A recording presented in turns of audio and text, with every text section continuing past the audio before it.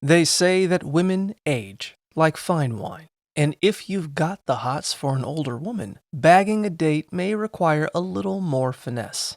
First, step away from the sweatpants, put on a nice, clean shirt, and wear some deodorant.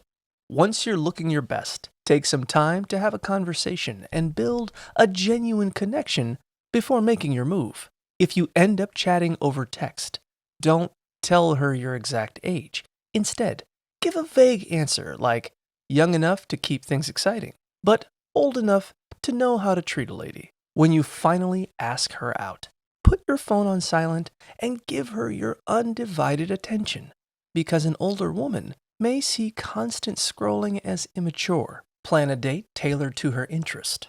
Think wine tastings or a Michael Bublé concert, not a loud arcade bar. And hit her with a confident compliment like, "I love the way you style your hair."